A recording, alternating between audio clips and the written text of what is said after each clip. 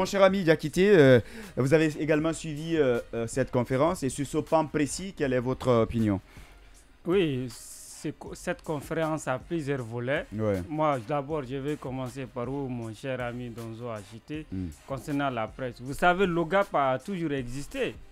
L'OGAP, l'organe d'autorégulation de la presse, ça a toujours existé, justement. Puisque le GUIDEM, oui. Le GUIDEM, oui, ok, justement. Oui, vas-y. Oui, justement. Maintenant, comme c'est une proposition à l'interne des professionnels de médias, je pense qu'ils doivent mettre le GUIDEM en place, cet organe d'autorégulation. Donc, comme le Premier ministre l'a dit, la lenteur, c'est du niveau de la presse et non du niveau gouvernemental. Donc, il faut être clair. Mais ce qu'il dit quand même, est-ce que s'il y a une réelle volonté, comme il l'a dit, c'est quand même une proposition qui est venue de nous et qu'on a estimé qu'on peut, justement, pour améliorer le rapport entre les dirigeants, justement, et les médias, qu'on va mettre un organe en place qui nous permettra nous-mêmes de nous autoréguler et de gérer certains problèmes entre nous. Alors, si on l'a dit, est-ce que l'idéal, ce n'était pas de régler le problème et nous, voilà, nous laisser gérer ça comme on le souhaitait? Non, absolument pas. Dans toute corporation, il y a des brebis galeuses. Si vous prenez chez les médecins, il y a l'ordre des médecins. Non, écoutez, monsieur, j'ai dit il y a l'ordre des médecins. Oui, mais si vous ils gèrent leurs problèmes à l'interne avant une décision de justice ou je ne sais quoi. Si c'est ça, on a l'Ultelgui, on a Remigui, on a les autres, on a même le syndicat. Oui, pour vous dire s'il s'agit quand même d'aller sur cette base. Et mieux, vous avez la HAC. Oui, juste. La HAC, c'est autre chose. Non, c'est pas autre chose. Mais la HAC est là pour les médias.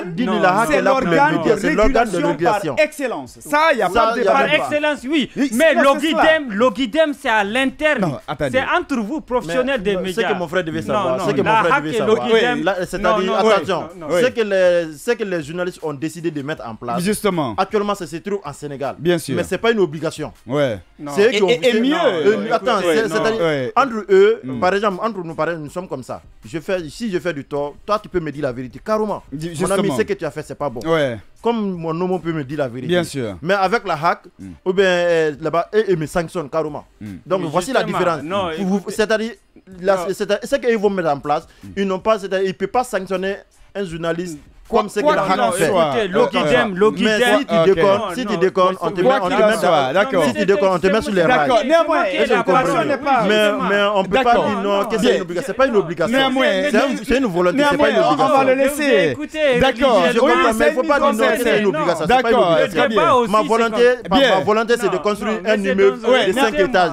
Si je veux, je le construis. Si je ne veux pas, je le construis. Mais en tout cas, j'ai déjà pris mon engagement vers vous. Donc, vous devez me suivre. Si je le fais, j'ai respecté mon engagement. Si je ne le fais pas aussi, maintenant, à la loi maintenant de me sanctionner. C'est très simple. On va le laisser. C'est mon temps de parole. D'accord, on va le laisser. Il faut lever l'équivoque. Le GUIDEM et la HAC, ce ne sont pas les mêmes choses. Pas du tout. Ce n'est pas la même chose. Le GUIDEM, par exemple... Non, ça, on le sait. Ok. Donc ça, à l'interne, vous gérez vos problèmes. Et quand il y a une sanction, si vous êtes sanctionné par vos pairs, je pense que cette sanction est plus légitime que la HAC. Parce que d'aucuns accusent la HAC à tort ou à raison qu'elle est partisane et ceci, cela. On sait que c'est absolument faux. Ce n'est pas vrai. Non, oui, bien sûr. Non, mais c'est que la HAC est composée de qui est à la tête de la HAC. Il a été nommé par qui? Au-delà de ça, on va quand même se comprendre. Non, il ne faut pas donner des informations que tout le monde... Vous êtes sûr que vous connaissez la HAC mieux que nous? Non, absolument, je n'ai pas dit ça. Et nous estimons que la HAC nous a déçus. Maintenant, si toi, tu n'es pas professionnel de médias et tu penses que c'est faux, j'ai envie de comprendre qu'est-ce que tu as sous la main. Non, mais c'est... Oui, mais attendez, vous avez quoi non, mais c'est qu'on va se comprendre. Moi, je l'ai dit. Je dis... Vous avez votre linge sale en famille, vous comprenez? Au sein de la corporation, il y a des brebis galeuses. Ça, il faut être unanime là-dessus. À un moment donné, c'était dit laisser aller. Les gens appelaient à la révolte populaire, à tout. Ça, on a vu ça. Maintenant, vous savez, museler la presse, ce n'est jamais bien. Vous comprenez? Ça, quand même, sur ce point, moi, je ne suis pas d'accord. Parce que c'est une liberté fondamentale. Donc, en aucun cas, on devait museler la presse. Maintenant, moi, j'ai dit, il y a certaines sanctions de la HAC à l'égard de certains journalistes. À tort ou à raison, on peut dire que oui, bon, ces sanctions sont légitimes d'une manière. Vous comprenez? Moi, j'ai dit encore, essayez de mettre le guidem en place pour gérer vos problèmes à l'interne et d'abord avoir des sanctions en amont des pères avant que la HAC ne sanctionne. Je pense que ça... Pourquoi les professionnels... C'est nous qui l'avions proposé. Oui, justement, mais pourquoi il y a cette lenteur? On n'allait pas le dire. Pourquoi il y a cette lenteur? D'accord. Ça c'était le premier pas. Maintenant, le deuxième pas. Bien. Vous comprenez? Moi, je l'ai toujours dit ici. Le problème de la Guinée, ce ne sont pas les élections. Vous savez, on nous a biberonné sur ça avec nous, les élections. Absolument pas. Ce ne sont pas les élections. Et regardez, en 2010, on a bâclé les élections. C'est-à-dire, nous n'avions pas fait les municipales et les législatives. Ça nous a coûté, comme ce que le Premier ministre a dit, à 15 ans de retard. Nous retombons dans la même situation. Vous savez, parfois, il faut être cartésien et analyser les choses. Cette fois-ci, on va aller doucement. Organiser les municipales, les législatives et la présidentielle. Pour ne pas que nous ayons à revivre le même cauchemar ou bien les mêmes situations d'antan. Non. Vous attendez 3 ans plus tard pour venir nous dire que c'est maintenant vous commencez, vous réalisez qu'il faut il faut faire les choses, il faut poser les bases, il faut pas se précipiter, il faut faire les choses dans les règles. 3 ans après. Attendez, non, on est en train de parler de la transition. Non, mais c'est ça que juste une minute. Juste une minute. C'est-à-dire, je vais vous faire remarquer quelque chose. Moi, je ne suis pas un militant d'un parti politique. Ça, je sais. Est-ce que vous comprenez? Je suis un communicant libre. Je dis ce que je veux au fond de mon cœur. Je me bats pour mon pays. Est-ce que vous comprenez? Mais, en âme et conscience, je ne suis pas contre le pouvoir de M. Doumbouya. Est-ce que vous comprenez? Mais dans tout pays, là où il n'y a pas la démocratie, là où il n'y a pas un président démocratiquement élu, vous avez, c'est-à-dire, il y a tellement de choses que vous allez perdre. C'est-à-dire, il n'y aura pas de bailleurs de fonds. Et s'il n'y a pas de moins de rentrée d'argent, il n'y aura pas des investissements. Et s'il n'y aura pas des investissements, il n'y aura pas d'emploi. Et s'il n'y aura pas d'emploi, il y aura de chômage. Et s'il y aura de chômage, il y aura de frustration. Et s'il y aura de frustration, on sait ce qui vient derrière. Mais pour accompagner nous, par exemple, les entrepreneurs, il faut les investisseurs. Et personne ne peut quitter dans son pays pour venir investir ici pendant qu'ici, nous ne sommes pas en sécurité. Parce que quand on est en sécurité, tu ne vas pas investir ton argent dans un pays là où tu n'as pas la garantie. Et pour avoir la garantie, c'est qui? C'est le gouvernement, c'est l'autorité. Et l'autorité qui est là, et si tu n'as pas confiance à l'autorité, est-ce que tu peux venir financer ton argent? Tu peux venir investir? Non, nous ne sommes pas contre la transition. Je suis pour la transition. Mais une transition qui est trop longue envoie des problèmes. Transition courte a des moins problèmes. C'est ça que je vous fais comprendre. Justement, non, je veux une transition courte, une transition longue. Moi, je pense que ça dépend sur l'angle sur lequel on se met pour regarder le prisme. Comprenez? Au fait, on peut berner le bas peuple, mais nous sommes largement avertis pour ne pas se faire biberonner. Vous comprenez? On le dit, on le redit. Non, écoutez, d'accord, oui, allez-y. Mais c'est là aussi le gros souci, justement. Si une transition, c'est-à-dire après 3 ans, vous voulez dire encore qu'il faut du temps, disons un mandat. Non, justement, une transition non, là, ne saurait. Non, je pense que là, vous voyez le verre à moitié plein. Il va falloir expliquer. 3 ans, oui. 3 ans, oui. Non, le CNRD a organisé des assises nationales.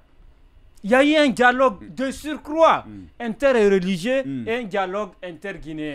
Non, écoutez, non. Je vais vous demander là, rassurez-moi. On va le laisser aller. Je lui demande, il peut continuer. Je lui demande, est-ce que vous pouvez me rassurer? Est-ce que vous pouvez me rassurer? Après cette transition, les institutions que vous allez mettre en place là, vont résister au temps? Est-ce qu'ils vont résister? D'accord, donc ça c'est une autre question. Néanmoins. Non, je vais finir. On dit souvent qu'on n'a pas besoin des institutions fortes, mais on a besoin des hommes forts. Oui, justement.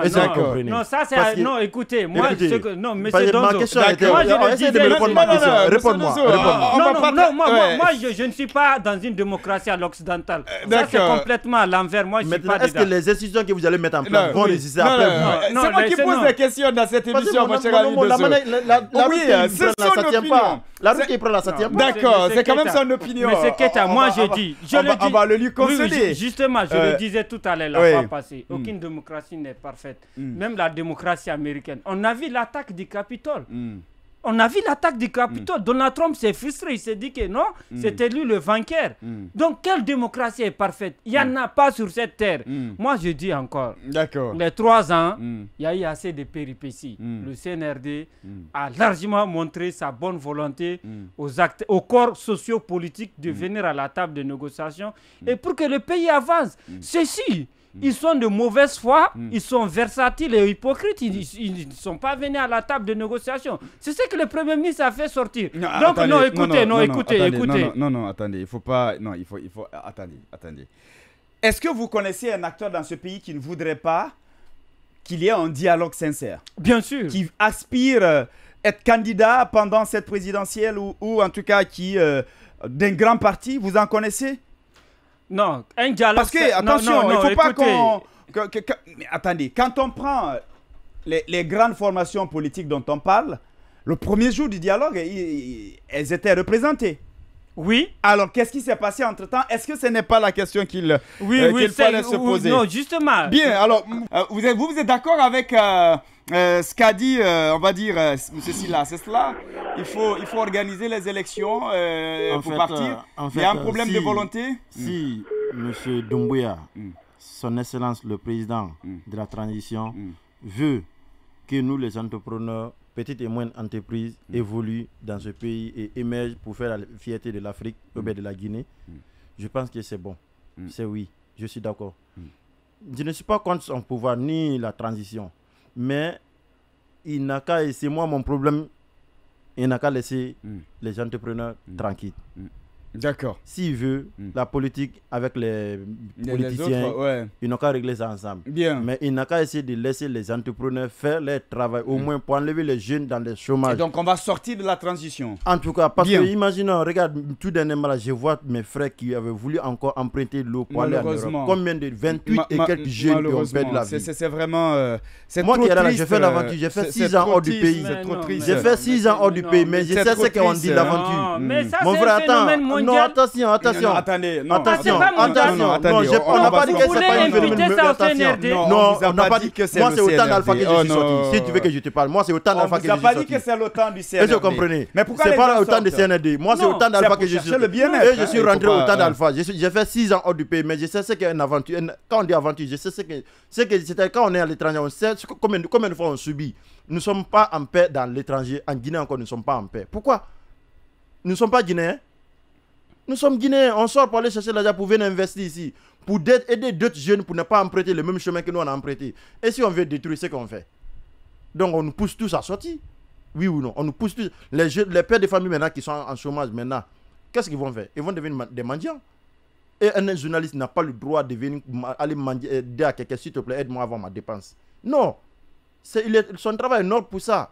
On dit qu'il est le 4e pilier de la démocratie. Donc, normalement, dans un bon état, cette personne-là doit être... C'est-à-dire, chaque jour, on doit essayer de prier pour eux, puisque Dieu leur donne longue vie. Parce que imagine-toi, toi, tu es chez toi, et sort de la nuit, au moment que toi, tu es couché là, et il s'en va aller chercher des informations pour venir, toi, te donner. Et c'est les informations-là que toi, tu vas commenter. Et si tu mets les personnes là en chômage, qui va t'informer? Et si on n'informe pas, le pays va rester comment?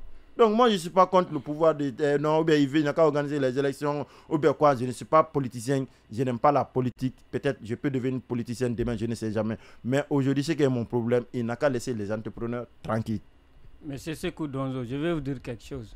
En Afrique, nous sommes dans une dynamique d'émergence de jeunes leaders. Vous avez vu le cas du Sénégal, c'est un exemple emblématique. C'est ce que nous souhaitons partout en Afrique. Nous ne voulons... Tu me donnes l'exemple du Sénégal. Il y a combien de jeunes qui ont tombé? Il y a combien de jeunes qui ont tombé? Nous ne voulons plus... Non, il y a combien de jeunes qui ont tombé? Moi, d'ailleurs, je pense que dans il y a combien de jeunes qui ont tombé? Si Macky Sall voulait ça, s'il voulait ça, il ne devait même pas emprunter le chemin. Parce que c'est le chemin qu'il a emprunté là. Parce que ça n'a pas reçu. Si ça allait reçu là, il allait continuer. Mais c'est parce que ça n'a pas reçu. Le Sénégal n'est pas un modèle de la démocratie en Afrique. D'accord. Mais on peut prendre l'exemple pour moi, mais ce n'est pas un modèle de la démocratie. On n'a pas besoin des hommes forts, mais des institutions fortes, ce qui est quand même une évidence. Non, mais je ne sais pas, lui, il est complètement à l'envers. Moi, j'ai jamais... C'est M. Donzo qui a parlé de ça. Moi, j'ai dit encore, institutions fortes, hommes forts, tout ça, oui, c'est bien beau. Mais je pense que la transition, c'est pour mettre des institutions républicaines. Maintenant, qu'elles sont fortes ou pas, ça c'est... Mais mettre en place les institutions républicaines pour que le prochain président civil qui viendra au pouvoir ait tous les leviers pour gouverner. C'est ce que... Donc, les gens veulent qu'on organise la présidentielle et le même scénario de 2010... Personne n'a dicté le calendrier. Non. C'est le CNRD qui a proposé ce qu'ils ont appelé les 10 étapes de la transition. C'est pas là, c'est pas... Mais est-ce qu'on les a laissés dérouler les 10 étapes? Ils sont empêchés? Bien sûr. Pendant 3 ans, ils sont empêchés. Le dialogue, non, mais c'est Keita, écoutez. Mais on va se comprendre. On va se comprendre. Non, si d'une manière ou d'une autre, ils ont été empêchés. Comment? Par qui? Non, l'appel au dialogue est inclusif. Certains ont boudé. Et ce dialogue. Ce qui empêche Ils l'exécution. ont crié de tort à travers. Si je comprends bien, je comprends. Les forces vives alors ont raison. Donc ça veut dire qu'on ne peut rien faire dans ce pays si c'est pas eux. Non, moi c'est ça que vous. Les forces vives ont raison. On ne peut rien faire dans ce pays si moi, en tout cas, moi, à la place de M. Doumbouya,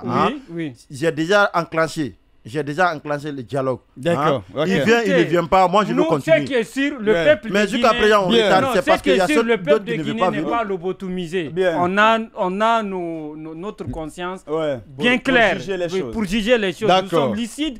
Nous ne sommes pas... Vous comprenez? Bien. Donc, cette fois-ci, je pense que... Et aussi, le Premier ministre a dit la vampirisation de l'État. On dit il y a des actes de sabotage. On crée tous les mots français. Écoutez, des incendies d'origine criminelle partout. Qui l'a fait? Ces incendies-là... Qui fait?